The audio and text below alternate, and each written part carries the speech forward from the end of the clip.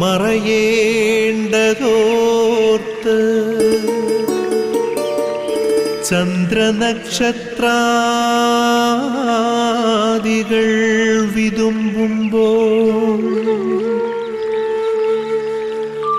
മാറ്റമില്ലാതെങ്ങും വിരാജിക്കും ദൈവമേ, അങ്ങയെ വാഴ്ത്തുന്നു ഞങ്ങൾ. ഉദിച്ചെങ്ങും പ്രഭതൂകും പാരിലെ സൂര്യരശ്മിയേക്കാൾ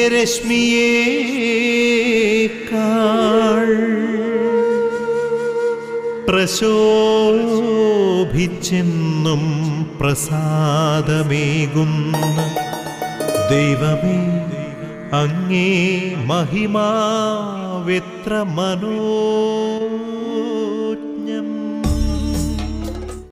പിതാവിൻ്റെയും പുത്രൻ്റെയും പരിശുദ്ധാത്മാവിൻ്റെയും നാമത്തിൽ ആമേൻ. ഈശോ മിശിഹായ്ക്ക് സ്തുതിയായിരിക്കട്ടെ. പ്രിയമുള്ളവരെ, നമുക്ക് ഒരു ദിവസത്തെ ആയുസ് കൂടി ദൈവം നീട്ടി തന്നിരിക്കുകയാണ്. ഒരു പ്രഭാതത്തിലേക്ക് നമ്മൾ പ്രവേശിക്കുന്നു. ദൈവത്തിൻ്റെ വലിയ കരുണയാണ്, സ്നേഹമാണ് ഇതിൻ്റെ പിന്നിൽ. ഒരു പുതിയ തുടക്കം നമുക്ക് കുറിക്കാം.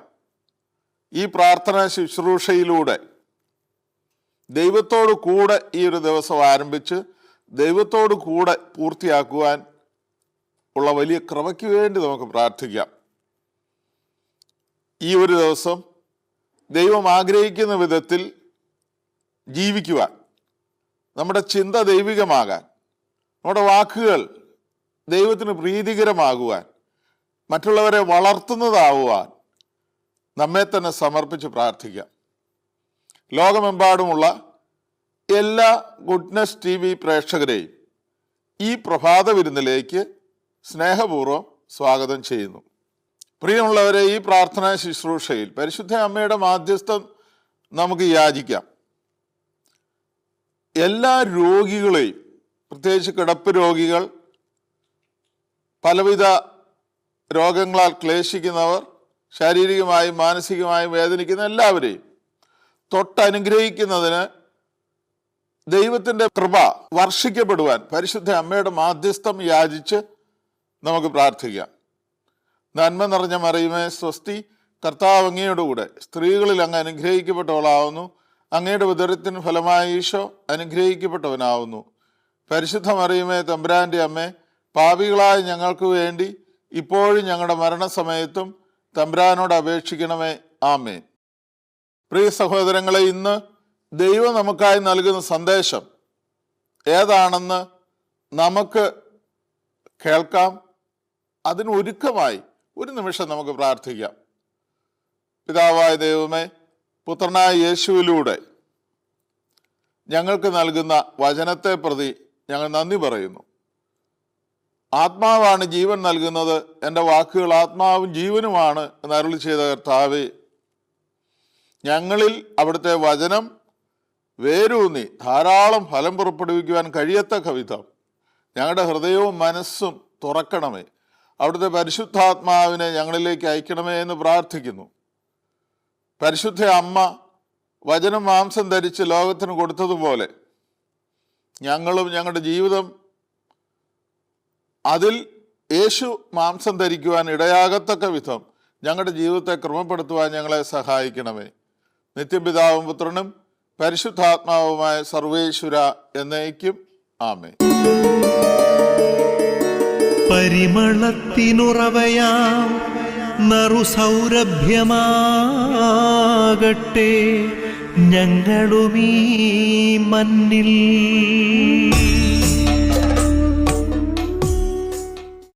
പ്രിയമുള്ളവരെ, നമുക്കിന്ന് വിശുദ്ധ യോഹന്നാന്റെ സുവിശേഷം 5-ാം അധ്യായം 1 മുതലുള്ള വചനം നമുക്ക് ശ്രവിക്കാം. ഇതിനുശേഷം യഹൂദരുടെ ഒരു തിരുനാളിന് യേശു ജെറുസലേമിലേക്ക് പോയി.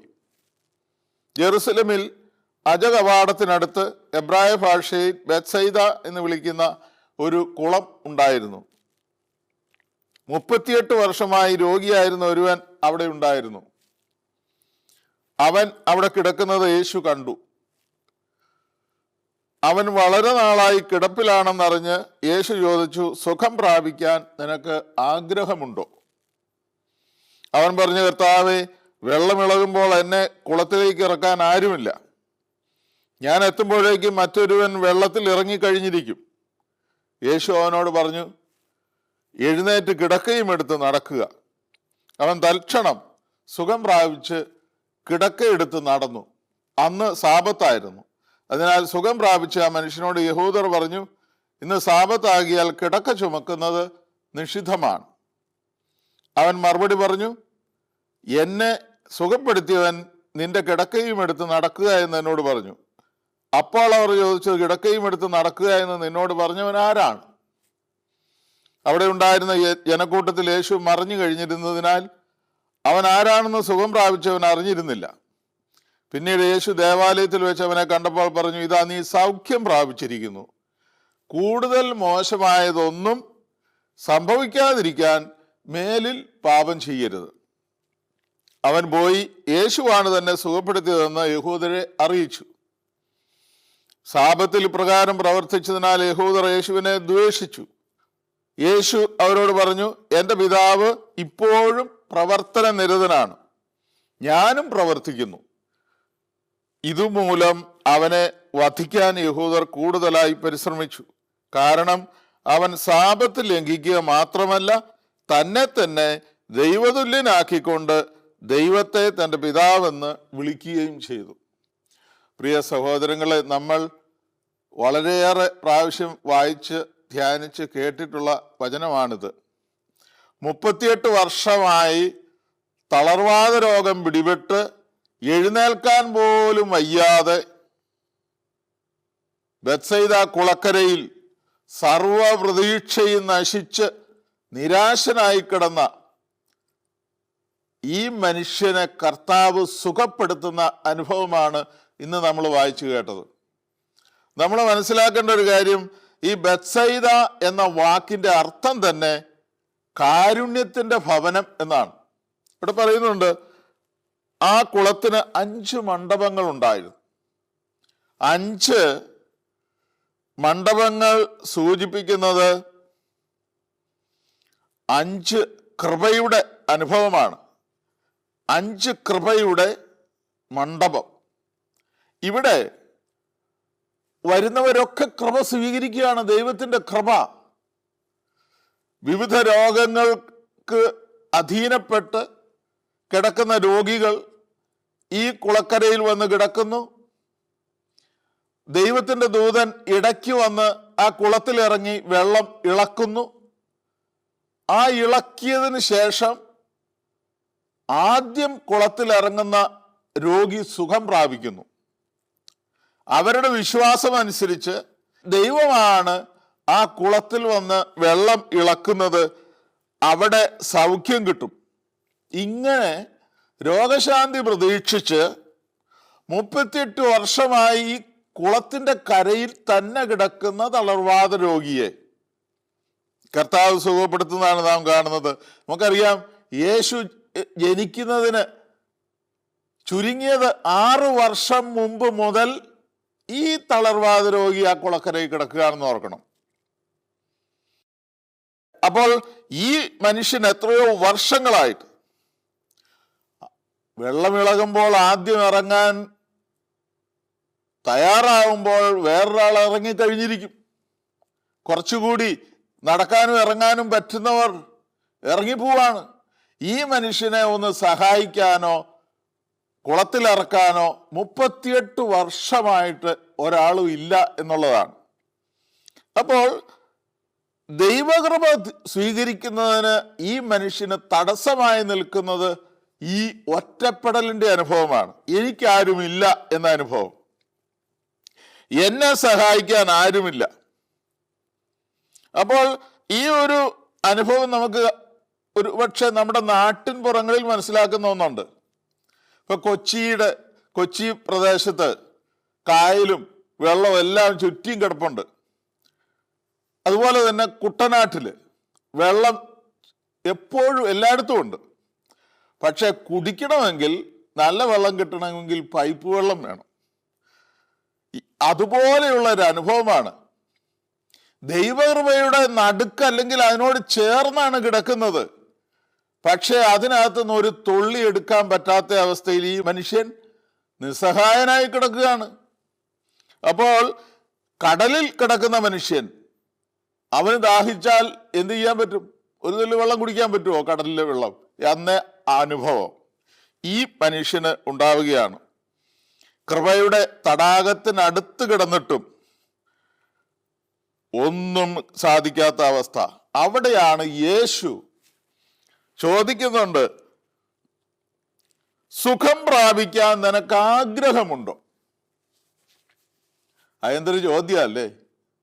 38 വർഷമായിട്ട് ആരും സഹായിക്കാനില്ലാത്ത കിടക്കുന്ന അവസ്ഥയിൽ മനുഷ്യൻ അവനോട് ചോദിക്കുന്ന എന്തൊരു ചോദ്യമാണെന്ന് നമുക്ക് തോന്നാം. പക്ഷേ കർത്താവ് ഇത് മനഃപൂർവ്വം ചോദിച്ചതാണ്. കാരണം ചിലപ്പോൾ ചില മനുഷ്യരുടെ ഒരു പ്രത്യേകത ഇതാണ്. എന്താണത്? ഈ കുറെ നാൾ ചില കാര്യങ്ങളിൽ തഴങ്ങിക്കഴിഞ്ഞാൽ പിന്നെ അത് ഉപേക്ഷിക്കാൻ ബുദ്ധിമുട്ടാണ്. ഇത് ചില ദുശീലങ്ങൾക്ക് അടിപ്പെട്ട മനുഷ്യര് അതിൽ തഴക്കമായി കഴിയുമ്പോൾ പിന്നെ അതിലങ്ങ് തുടരുകയേ ഉള്ളൂ എന്നതുപോലുള്ള അനുഭവമാണ്. ഓ, ഇനി ഇത്രയും നാളായില്ലേ, 38 വർഷമായില്ലേ, അതങ്ങ് പോട്ടെ, ഇങ്ങനെ അങ്ങ് പോയേക്കാം എന്ന് വിചാരിച്ച് നിസ്സഹായനായി നിരാശനായി കഴിയുന്ന അവസ്ഥയാണോ? മനസ്സ് തളർന്നവനാണോ? ശരീരം തളർന്നാലും മനസ്സ് തളർന്നോ? യേശുവിനത് അറിയണമായിരുന്നു. ആ മനുഷ്യന് അപ്പോൾ ഇവിടെ ചില മനുഷ്യർക്ക് ഇതാണ്, ഈ ചില തഴക്ക ദോഷങ്ങളിൽപ്പെട്ടാൽ ഇതേ അവസ്ഥ തന്നെയാണ്. പണ്ടൊരു മീൻകാരി മീൻ വിറ്റ് കുറെ മീനെല്ലാം തീർന്നു കഴിഞ്ഞപ്പോൾ ഇതിനു മുമ്പ് കടം പറഞ്ഞിട്ടുള്ള വീട്ടുകാരുടെ അടുക്കൽ പോയി പൈസയൊക്കെ വാങ്ങി തിരിച്ചു വന്നപ്പോൾ നേരം വൈകി. ഇവർക്ക് പോകേണ്ട സ്ഥലത്തേക്കുള്ള അവസാന ബസ്സും പോയി. അയാൾ തൊട്ടടുത്തുള്ള ഒരു വീട്ടിൽ ചെന്ന് ചോദിച്ചു, എനിക്ക് ഇന്നിവിടെ ഒന്ന് കിടക്കാൻ അനുവദിക്കാമോ? മീൻകൊട്ടയുമായിട്ടാണ് അവര്, ആ സ്ത്രീ. അവര് അനുവദിച്ചില്ല. അവസാനം പൂക്കൾ വിൽക്കുന്ന ഒരു കടയിൽ ചെന്ന് ചോദിച്ചു, ഞാനിവിടെ എവിടെയെങ്കിലും കിടന്നോട്ടെ എന്ന് ചോദിച്ചു. അവരനുവദിച്ചു. ആ മീൻകൊട്ട വെളിയിൽ വെച്ചിട്ട് അവരകത്ത് കിടന്നുറങ്ങി. കുറച്ചു നേരം കഴിഞ്ഞപ്പോൾ ഇവർക്ക് ഉറക്കം വരുന്നില്ല. തിരിഞ്ഞും മറിഞ്ഞും കിടന്നിട്ടും 10 മണിയായി, 11ആയി, 12ആയി, 1 മണിയായി, 2 മണിയായി, ഒരു ഉറക്കവും വരുന്നില്ല. കാരണം നല്ല പൂക്കളുടെ സുഗന്ധം മൂക്കിലേക്ക് അരച്ചു കയറുകയാണ്. ഇതുവരെ പരിചയമില്ലാത്തതാണ് ഈ സുഗന്ധം. അവർക്ക് ദുർഗന്ധേ പരിചയമുള്ളൂ. അവർ പുറത്തേക്ക് ഇറങ്ങി മീൻ നാറുന്ന കൊട്ട എടുത്തു കൊണ്ടുവന്ന് തലയുടെ അവിടെ വെച്ചിട്ട് കിടന്നുറങ്ങി. സുഖമായിട്ട് കിടന്നുറങ്ങി. അതുവരെ ശീലിച്ചു പോകുന്നത് ഒഴിവാക്കാൻ മടി. അതുപോലെ ഈ തളർവാദ രോഗിക്ക് ഈ അവസ്ഥയുണ്ടോ എന്ന് കർത്താവിന് അറിയണം. എന്നെ ആർക്കും വേണ്ട, എന്നെ ആരും മനസ്സിലാക്കുന്നില്ല, ഒറ്റപ്പെടലിന്റെ വേദന അനുഭവിക്കുന്ന സകല മനുഷ്യർക്കും കർത്താവ് അത്താണിയാണ്. കർത്താവ് അവനെ ചേർത്ത് പിടിക്കുന്ന അനുഭവമാണ്. അതാണ് നമ്മളിവിടെ കാണുന്നത്. അപ്പോൾ സുഖം പ്രാപിക്കാൻ നിനക്ക് ആഗ്രഹമുണ്ടോ എന്ന് ചോദിച്ചപ്പോൾ അവന്റെ മറുപടി, അവൻ പറഞ്ഞു, കർത്താവേ, വെള്ളമിളകുമ്പോൾ എന്നെ കുളത്തിൽ ഇറക്കാൻ ആരുമില്ല, ഞാൻ എത്തുമ്പോഴേക്കും വേറൊരുവൻ വെള്ളത്തിൽ ഇറങ്ങിക്കഴിഞ്ഞിരിക്കും. അപ്പോൾ ഇതാണ് അവന്റെ പ്രശ്നം. അവർക്ക് ഇതുപോലെയുള്ള ആരുമില്ലാത്തവർക്ക്, പാർശ്വവൽക്കരിക്കപ്പെട്ടവർക്ക്, പാവപ്പെട്ടവർക്ക്, ദരിദ്രർക്ക്, ആർക്കും വേണ്ടാത്തവർക്ക് ആശ്രയിക്കാവുന്ന ഒരേ ഒരു വ്യക്തി യേശുക്രിസ്തുവാണ്. അതാണ് ഇവിടെ വെളിപ്പെടുന്നത്. അപ്പോ യേശുവിന് അവരെ വേണം. അവർ ചേർത്ത് പിടിക്കും. അവരെ യേശു ഹൃദയത്തോട് ചേർത്ത് പിടിക്കും. ആ അനുഭവമാണ് നമ്മൾ കാണുന്നത്. മനസ്സ് തളർന്നവന് താങ്ങാകുന്ന കരുണയുള്ള കർത്താവിൽ ആശ്രയം വെക്കണം. അതാണ് നമുക്കറിയാം. ഈ ശാരീരിക തളർച്ചയല്ല, ആത്മീയ തളർച്ചയാണ് നമ്മൾ ശ്രദ്ധിക്കേണ്ടത്. പത്രോസിന്റെ 1-ാം ലേഖനം 5-ാം അധ്യായത്തിൽ നമ്മൾ വായിക്കുന്നുണ്ടല്ലോ, ദൈവത്തിന്റെ ശക്തമായ കരത്തിൻ കീഴെ താഴ്മയോടെ നിൽക്കുക, തക്ക സമയത്ത് അവിടുന്ന് ഉയർത്തും. നിന്റെ ഉത്കണ്ഠകളൊക്കെ കർത്താവിനെ ഭരമേൽപ്പിക്കുക. അവിടുന്ന് നിന്റെ കാര്യത്തിൽ ശ്രദ്ധാലുവാണ്. അപ്പോ തളർവാദ രോഗിക്ക് യേശു സൗഖ്യം കൊടുക്കുകയാണ്. നിന്റെ കിടക്ക എഴുന്നേറ്റ് എടുത്തുകൊണ്ട് പോകാൻ പറയുകയാണ്. വലിയ സൗഖ്യ അനുഭവം കിട്ടുകയാണ്. പക്ഷെ ഇത് 38 വർഷമായി തളർവാദം പിടിച്ചു കിടന്ന ഈ മനുഷ്യനെ യേശു സൗഖ്യം കൊടുത്തപ്പോൾ അതിൽ കുറ്റം കണ്ടുപിടിക്കാൻ ഒരു കൂട്ടര്, യഹൂദർ. 2 തെറ്റാണ് യേശുവിനെതിരെ അവർ ആരോപിച്ചത്. ഒന്ന്, യേശു സാബത്ത് ലംഘിച്ചു. സാബത്ത് ദിവസം കട്ടിലുമെടുത്ത് നടക്കാൻ പറഞ്ഞത് വലിയ അപരാധമായി പോയി. രണ്ടാമത്തെ കാര്യം, യേശു തന്നെ ദൈവമായിട്ട് പ്രഖ്യാപിച്ചു എന്നുള്ളതാണ്. ദൈവമായിട്ട് സാബത്ത് ലംഘിക്കുക മാത്രമല്ല, തന്നെ ദൈവതുല്യനാക്കിക്കൊണ്ട് ദൈവത്തെ തന്റെ പിതാവെന്ന് വിളിച്ചു. ഈ 2 കാര്യങ്ങൾ വെച്ചാണ്. പ്രിയമുള്ളവരെ, ഈ യഹൂദരുടെ സ്വഭാവമുള്ള ഒത്തിരി പേര് നമ്മുടെ ഇടയിലുണ്ട്. നമുക്കിഷ്ടമില്ലാത്തവരെ അവരെന്ത് നന്മ ചെയ്താലും അതിന് കുറ്റം കണ്ടുപിടിച്ച് വിമർശിക്കുന്ന ആളുകൾ നമ്മുടെ സമൂഹത്തിലില്ലേ? നമുക്ക് ഇഷ്ടമുള്ളവരാണെങ്കിൽ അവരെന്ത് തോന്നിവാസം കാണിച്ചാലും അതിനെ ന്യായീകരിക്കുന്ന സ്വഭാവം നമുക്കുണ്ട്. യഹൂദരുടെ പ്രത്യേകത അതാണ്. അപ്പോൾ ഈ യഹൂദർ യേശുവിനെ വെറുത്തിരുന്നു. എത്ര നന്മ ചെയ്താലും പശുവിൻ്റെ പുൽത്തൊട്ടിയിൽ കിടക്കുന്ന പട്ടിയുടെ സ്വഭാവം, പട്ടി പുല്ല് തിന്നുകയില്ല, പശുവിനെ കൊണ്ട് തീറ്റിക്കുകയില്ല. എന്നാൽ ഈ 38 വർഷമായി തളർവാദം പിടിച്ചു കിടന്ന മനുഷ്യനല്ലേ ഈ പറഞ്ഞ വിമർശിച്ച ഒരാൾക്കെങ്കിലും ചെന്ന് ഒന്ന് കൈപിടിച്ച് സഹായിക്കാമായിരുന്നില്ലേ? അതാ പറഞ്ഞ, തിന്നുകയില്ല, തീറ്റിക്കുകയില്ല. ഇത്തരം സ്വഭാവം നമുക്കുണ്ടെങ്കിൽ മാറ്റണം. ആത്മീയമായ തളർച്ചയാണത്. ഈ തളർച്ച മാറ്റണം. കർത്താവെ, സുഖപ്പെടാൻ ആഗ്രഹിക്കുന്നു എന്ന് പറയണം കർത്താവിനോട്. കർത്താവ് ഒന്ന് സുഖപ്പെടുത്തും. കർത്താവ് അവസാനം പറഞ്ഞൊരു കാര്യമുണ്ട് അവനോട്, മേലിൽ പാപം ചെയ്യരുത്, മേലിൽ പാപം ചെയ്യരുത്. ദേവാലയത്തിൽ വെച്ച് കണ്ടപ്പോൾ കൂടുതൽ മോശമായതൊന്നും സംഭവിക്കാതിരിക്കാൻ മേലിൽ പാപം ചെയ്യരുത്. എത്ര പാപം ചെയ്യുന്നവനാണെങ്കിലും കർത്താവ് സ്വീകരിക്കും. ഏത് തളർച്ച പറ്റിയാലും കർത്താവ് സ്വീകരിക്കും. ശക്തി ചോർന്നു പോകാതെ നോക്കണം.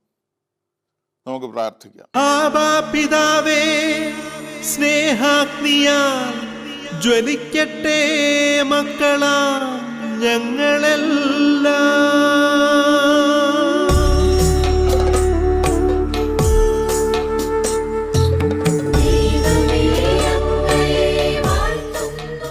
പ്രിയമുള്ളവരെ, നമുക്ക് പ്രാർത്ഥിക്കാം.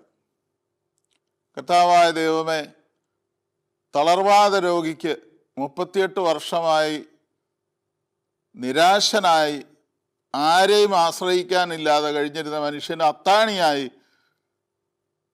സൗഖ്യം കൊടുത്ത കർത്താവിൻ്റെ ആ മനോഭാവം എത്രയോ വലുതാണെന്നതിന് നന്ദി പറയുന്നു. കർത്താവെ, ഒറ്റപ്പെട്ട് ഏകാന്തതയിൽ ഞങ്ങളുടെ കുടുംബങ്ങളിലും സമൂഹത്തിലും കഴിയുന്ന പ്രായമായ മാതാപിതാക്കൾ, ഏകസ്ഥരായിട്ടുള്ളവർ, വിധവകളായിട്ടുള്ളവർ, ആർക്കും വേണ്ട, ഇനി മരിച്ചാൽ മതി എന്ന ചിന്തയിൽ നിരാശയിൽ കഴിയുന്ന എത്രയോ മനുഷ്യർക്ക് വേണ്ടി ഞങ്ങൾ പ്രാർത്ഥിക്കുന്നു. നിനക്ക് ഞാനുണ്ട്. കർത്താവിൻ്റെ ആ വാക്കിനെ അനുസ്മരിച്ചുകൊണ്ട് ആരുമില്ലാത്തവർക്ക് ആശ്രയിക്കാവുന്ന ഏക അത്താണി കർത്താവെ അവിടുന്നാണെന്ന് തിരിച്ചറിയുവാൻ ഞങ്ങളെ ഓരോരുത്തരെയും സഹായിക്കണമേ. കർത്താവെ, ആത്മീയമായ തളർച്ച മാറി ആത്മീയമായ വളർച്ചയിലേക്ക് ശക്തി പ്രാപിക്കുവാൻ ഞങ്ങളെ ഓരോരുത്തരെയും സഹായിക്കണമേ എന്ന് പ്രാർത്ഥിക്കുന്നു. പരിശുദ്ധ അമ്മ വഴി ഞങ്ങൾ സമർപ്പിക്കുന്ന ഈ പ്രാർത്ഥന ഞങ്ങളുടെ പേരിന് കാരണക്കാരായ സകല വിശുദ്ധാത്മാക്കളെ, കാവൽ മാലാഖമാരെ, ഇടവകയുടെ മധ്യസ്ഥരായ വിശുദ്ധരെ, ഞങ്ങളുടെ ഈ പ്രാർത്ഥന പരിശുദ്ധ അമ്മയിലൂടെ സമർപ്പിക്കുന്ന ഈ പ്രാർത്ഥന ദൈവസന്നിധിയിൽ എത്തിക്കണമേ. നിത്യം പിതാവും പുത്രനും പരിശുദ്ധാത്മാവുമായ സർവേശ്വര എന്നേക്കും ആമേൻ.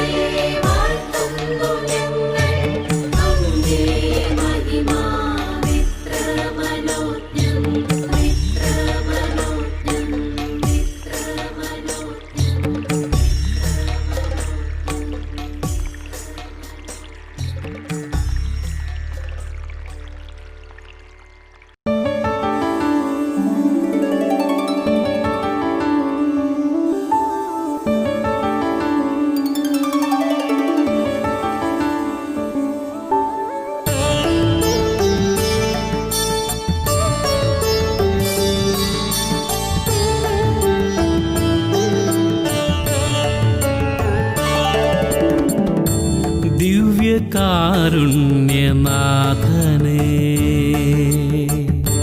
ദിവ്യസ്നേഹസ്വരൂപനേ, ദിവ്യാത്മാവിൻ ചൈതന്യമേ,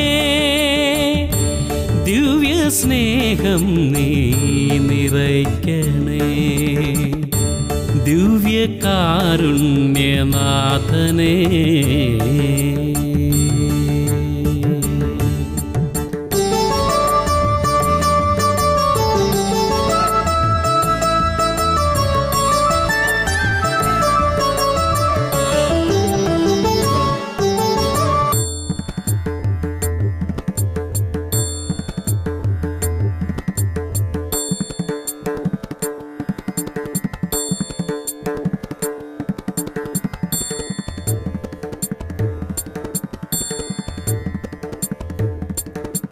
സ്നേഹമൂർത്തേ കരുണാവാരിതേ, സ്നേഹമൂർത്തേ കരുണാവാരിതേ, സ്നേഹമൂർത്തേ കരുണാവാരിതേ, തവ മുഖമടിയനുസരണം. ദിവ്യകാരുണ്യമേ, തവ മുഖമടിയനുസരണം. ദിവ്യകാരുണ്യമേ,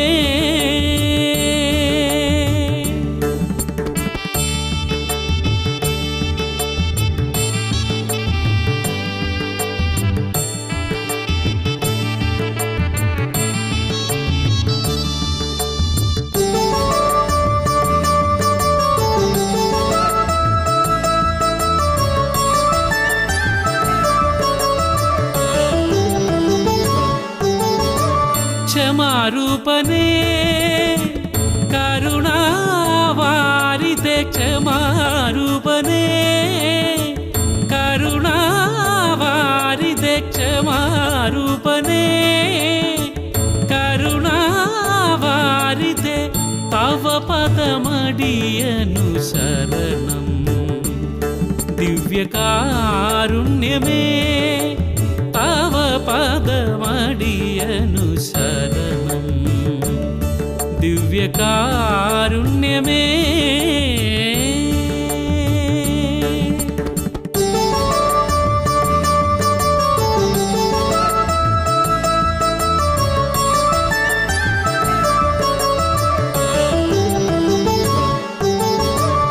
എന്നുമെന്നും മർത്യരോടൊപ്പമാകാൻ, എന്നുമെന്നും മർത്യരോടൊപ്പമാകാൻ, എന്നുമെന്നും മർത്യരോടൊപ്പമാകാൻ, ദിവ്യകാരുണ്യമാ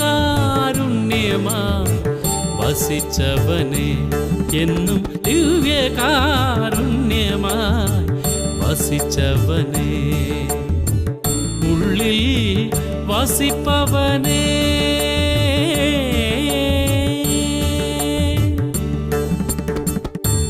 ദിവ്യകാരുണ്യനാഥനേ, ദിവ്യസ്നേഹസ്വരൂപനേ, ദിവ്യാത്മാവിൻ ചൈതന്യമേ, ദിവ്യസ്നേഹം നീ നിറയ്ക്കണേ. ദിവ്യകാരുണ്യനാഥനേ.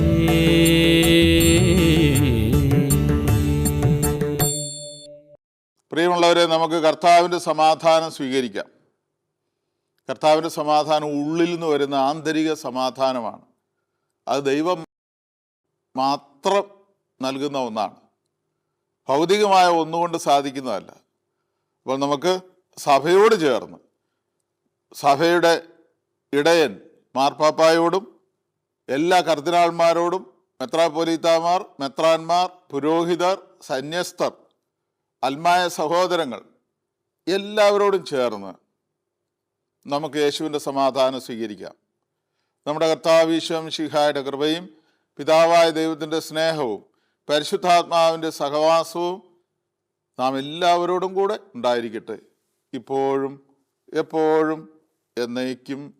ആമേൻ. പ്രിയമുള്ളവരെ, മരിയൻ കൂടാരങ്ങളിൽ പരിശുദ്ധ അമ്മയുടെ മാധ്യസ്ഥം യാചിച്ച് പ്രാർത്ഥിക്കുന്ന എല്ലാ പ്രാർത്ഥനകളോടും ചേർത്ത് നമുക്ക് ഒരു കൊന്ത ചൊല്ലി കാഴ്ചവെക്കാം. ഗുഡ്നസ് TV-യുടെ വിജയത്തിന് വേണ്ടി, ഡിവൈൻ ശുശ്രൂഷകളുടെ വിജയത്തിന് വേണ്ടി, പ്രത്യേകമായി ഞാൻ ആദ്യം സൂചിപ്പിച്ച എല്ലാ രോഗികൾക്കും വേണ്ടി നമുക്ക് കാഴ്ചവെക്കാം.